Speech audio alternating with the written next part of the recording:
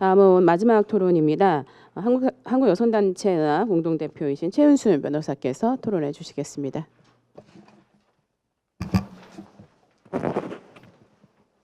안녕하세요. 최은순 변호사입니다. 제가 조금 더 일찍 와서 개별적으로 오랜만에 뵙는 분들한테 인사를 일일이 나눴어야 되는데 그러지 못한 점 죄송합니다. 예.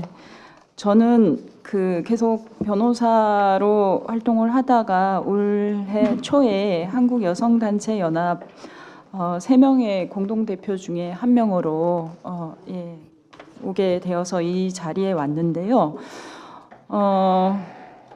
한국여성단체연합의 경우에 이제 여태 이제 여성연대, 헌법개정 여성연대도 있고 여기 와서 보니까 굉장히 여러 딴 단체들이나 시민사회 단체들이나 교수님들이나 굉장히 헌법개정 논의를 활발히 해 오셨는데 좀 제가 느끼기에는 그간 이제 헌법 개정의 논의의 촉발이 좀 우리가 이제 촛불 광장에서의 민심이 우리가 어떤 사회를 꿈꾸고 우리가 어떤 나라를 만들어야 될 것인가 거기에서 시작했다라기보다는 좀 권력구조 문제에서 너무 촉발된 점 때문에 굉장히 좀 저했던 부분이 있는 것 같습니다. 근데 이제 지금은 이제 그 단계를 벗어나서 이제 굉장히 이게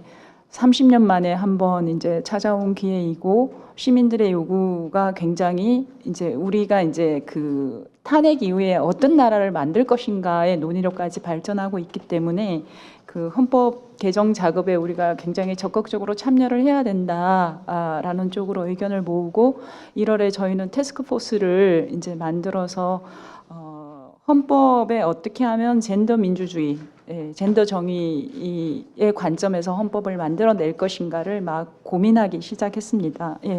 이 정도 이제 저희 여연의 입장 정도를 말씀을 드리고요.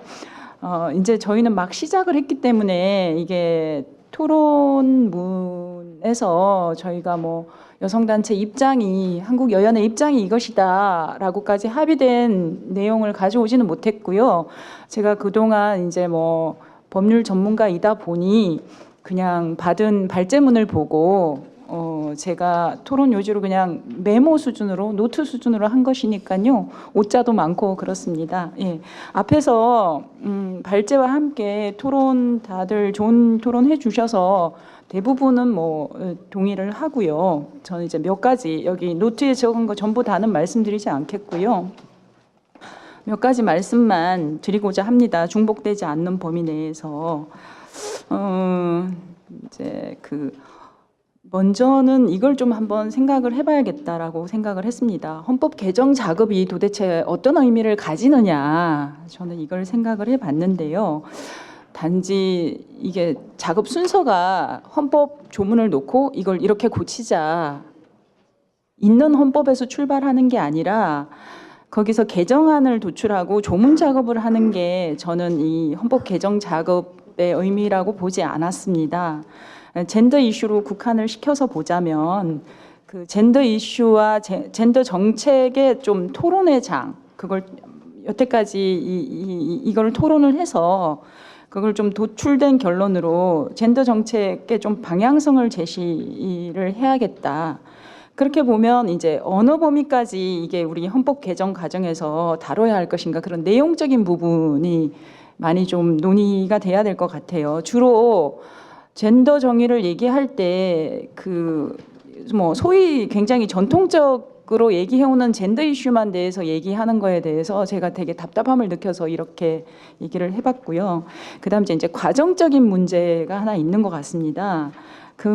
이제 개정 과정에서 개정 과정이 굉장히 여성들이 참여하는 것 자체가 저는 민주주의 그거 자체로 민주주의 실현의 장이고 여성을 세력화할 수 있고 여성들을 임파워먼트 할 수 있는 굉장히 좋은 기회다라는 생각을 했습니다. 그래서 이걸 어떻게 참여해야 되는가 과정과 절차에 관한 부분 그래서 내용과 과정과 절차에 대한 부분 이 크게 두 개로 봐야겠다라는 전제 하에서 이제 또 더 보다 보니 무슨 문제가 있냐면요.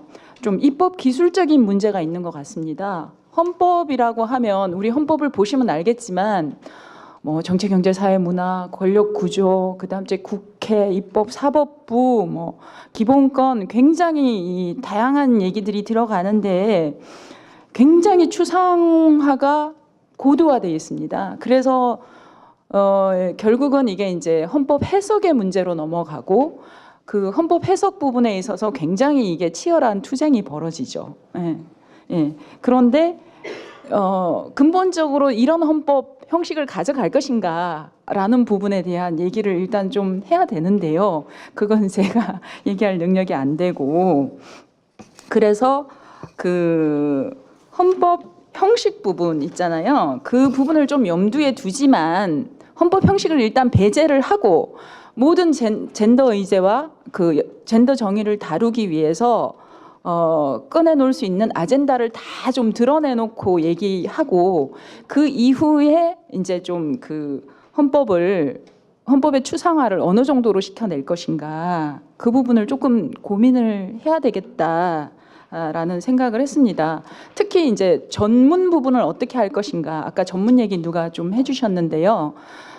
프랑스가 헌법 개정하는 방식을 보면 기존의 거를 계속 놔두고 붙이는 방식으로 가거든요. 근데 이제 저희가 젠더 정의를 실현하고 젠더 가치를 이제 헌법을 나중에 해석을 할 때 전문가 총론 이런 부분이 굉장히 중요한데 이거를 있는 거에서 고치자고 하니까 굉장히 시대 정신과 이런 것들을 잘 반영하지 못하니까 아예 옛날 거는 그대로 놔두고 계속 붙여가는 방식은 어떤가 좀 그런 생각도 해봤기 때문에 제가 이 헌법 형식 이런 얘기를 좀 하게 된 거고요. 그 부분을 좀 염두에 뒀으면 좋겠다라는 생각입니다. 그렇지만 오늘 제가 코멘트하는 부분은 이런 입법 기술적인 문제는 다 좀 차치하고 내용적인 부분과 절차적인 부분, 아젠다를 다 드러낸다는 방식으로 얘기하기 위해서 몇 가지 더 첨언을 하고자 합니다. 대부분 이제 그 평등권, 젠더 정의를 실현하기 위해서 일반적 평등권을 더 실질적 평등권을 강화하기 위한 방식으로 국가 책무 조항을 더 넣는 방식에 동의를 하고 거기에 더 나아가서 구체적이고 특별한 조항으로 뭐를 어떻게 더 넣을 건가 이렇게 이제 논의가 진행되고 있는데요. 여기서 그 지금 제기되고 있는 뭐 소위 전통적인 젠더 이슈에 대해서 그 표현 방식이나 그런 부분에 약간의 차는 있지만 저는 대략적으로 방향성에 대해서 동의를 합니다. 왜냐하면 그간의 기회균등이라는 측면에서 형식적 평등권 조항으로 우리가 주어졌잖아요. 근데 이제 그거를 실질적 30년 이 세월이 변하다 보니까 실질적 평등권을 거기서 자꾸 도출을 해내야 되기 때문에 하위 법률로 하고 헌법 정신을 끌어오고 이러면서 이게 이제 굉장히 젠더 정책을 확대를 해 왔잖아요. 근데 이제 그런 것들이 헌법 개정 과정에서 정리가 돼야 된다. 라는 측면 하나하고 그다음 이제 여성에 대한 그 보호주의적이고 굉장히 온정주의적인 시각을 드러내는 부분은 고쳐야 된다라는 것 때문에 이게 이제 그 지금 11조라든지 지금 발제문에서 보여지는 그런 내용들이 되고 있는 것 같습니다. 제가 덧붙이고 싶은 거는요. 그 11조 그 개정 대안으로 내신 것 중에 좀 염두에 두신 거는 어퍼머티브 액션, 적극적인 조치 부분에 대해서 헌법 논쟁이 붙는 거를 방지하기 위한 부분도 상당히 그 취지에 들어가 있음에도 불구하고 조문 내용을 보면 만드신 조문 내용을 보면 좀 그게 좀 잘 안 드러나요. 그래서 적극적인 조치 부분이 이게 그 평등에 반하지 않는다라는 거를 아예 그냥 명시를 해줬으면 좋겠다라는 생각이 듭니다. 그리고 임신 출산의 보호 관련해서 이게 이제 뭐 선생님은 모성이라는 말을 그대로 썼으면 좋겠다 하지만 저는 여기에 더 나가서 임신 출산 외에 뭐 낙태 문제 굉장히 지금 핫 이슈잖아요. 낙태나 그다음 이제 이게 기술이 점점 과학 기술이 발전하게 됨에 따라서 그 지금 뭐 유전자 검사 뭐 100만 원이면 할 수 있는 시대이고 이런 것들을 이제 문제가 되니까 낙태, 체외 수정, 대리모 문제라든지 이런 것들 다 포괄할 수 있는 그 재생산권이랄까요? 생식권이랄까요? 뭐 그런 좀 포괄적인 부분에 대해서 좀 검토를 면밀히 좀 했으면 좋겠다라는 생각이 듭니다. 그리고 육아 지원 부분에 있어서 제가 2페이지에 쓴 부분인데요. 발제문을 보니까 9쪽에서 36조 3항으로 된 부분인데요. 모 또는 부로 이렇게 한정을 하고 있어서 이게 이제 그 반드시 부모가 키우면 뭐 가장 바람직하겠지만 뭐 이 부분에 대해서도 논쟁이 있을 수 있죠. 근데 이제 제3자 조부모라든지 제3자가 양육하는 부분도 많잖아요. 그래서 그 부분 때문에 이걸 꼭 넣겠다라고 하면 권리 주체 부분에 대해서도 좀 검토가 필요한 게 아닌가 생각이 들었고요. 그다음 이제 성주류와 관련 공직 진출에서 남녀 동등 이게 굉장히 논쟁적일 것 같습니다. 최금숙 선생님께서 말씀해 주셨지만 그런 그 양성평등, 양성과 관련한 문제 플러스 그다음 이제 그 공직이라고 이렇게 하게 되면 하급직 뭐 9급, 7급 뭐 이 경우에는 이미 여성들이 대부분이잖아요. 근데 오히려 이렇게 되면 여성들의 권리를 제한하는 일부 여성의 경우에는 그런 문제점이 있어서 이거를 실제로 문제되는 거는 주로 이제 선출직과 내각에 있어서 동등 구성이잖아요. 그래서 이 부분에 있어서 조금 더 제가 발제문에 썼다시피 면밀한 검토가 필요할 것이다라는 말씀을 드리고요. 그다음 이제 여성과 남성, 남성과 여성 이렇게 교차로 쓰는 부분에 있어서 조금 법률 전문가들은 이런 거 좀 되게 싫어하거든요. 그래서 뭐 좀 입법 기술적으로 뭐 각성은 이렇게 한다든지 좀 고려를 해주시고요. 그다음 이제 아동권 부분은 뭐 충분히 말씀하셨으니까 넘어가고 여성 평화 안보에 관한 유엔 안보리 결의안을 반영을 하자라는 부분에 대해서 이거를 하려면 기본적으로 평화권에 대한 재검토가 면밀히 있어야 되겠다라는 생각을 해서 제가 사실 평화권 전문은 아닌데요. 좀 써봤어요. 근데 마침 2016년 7월에 그 유엔에서 평화의 권리 선언이 채택이 됐고 작년 12월 19일에 이게 또 국제 유엔 총회에서까지 승인이 됐는데 이게 우리나라에서는 이 부분에 대한 그 뭐라 그러나요? 그 인식이 아직 좀 미흡한 것 같아요. 그래서 뭐 이런 국제적인 흐름을 받아들이는 건 좋은데 거기서 쓰고 있는 평화권이라는 개념이 이게 그냥 기존에는 평화라는 게 뭐 기본 그 자유권적 기본권과 사회적인 기본권을 누릴 수 있는 전제 조건 정도였는데 이제 더 나아가서 뭐 개인 안보를 포함한 뭐라 그럴까요? 제가 여기 썼는데요. 모든 인권이 촉진되고 보장되며 발전이 충분히 실현되는 것을 평화로 보고 모든 인간은 이러한 평화권을 가진다라고 하면서 별도의 제3의 카테고리에 자유권적 기본권, 사회적 기본권, 그다음 이제 평화권 이렇게 가고 있거든요. 그래서 여기에 대한 좀 면밀한 검토를 하고 이 평화권 단순히 뭐 우리가 뭐 군사적인 목적에서 남북 대치 이 분야에서의 평화만을 얘기하는 게 아니거든요. 그래서 평화권을 넣을 거면 여기에 대한 좀 더 공부와 면밀한 검토가 필요하다라는 말씀을 드리고요.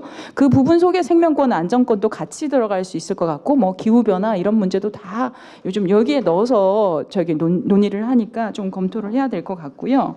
그다음 이제 마지막으로 하나만 더 제가 말씀을 드리고 마무리하고자 하는데요.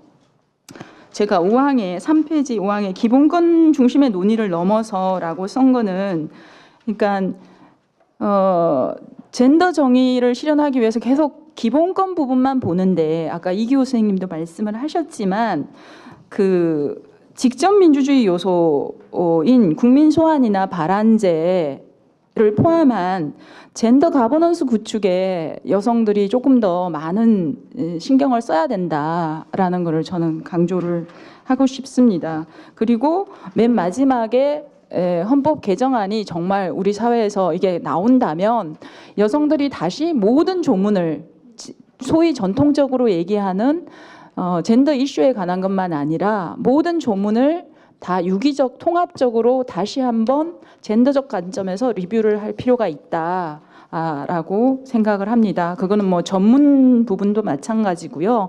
지금 현행 헌법 구조 부분, 전통 문화, 민족 문화 이 부분 때문에 호주제 폐지에 굉장히 걸림돌이 됐었고 지금 가족법 체계하에서 부성 원칙, 아버지의 성을 따르는 원칙이 여기서 아마 굉장한 걸림돌이 될 것 같습니다. 그리고 절차적 과정적인 부분에서는 아까 제가 젠더 가버넌스 말씀드렸던 거 참조하셔서 잘 좀 고민을 했으면 좋겠습니다. 이상입니다.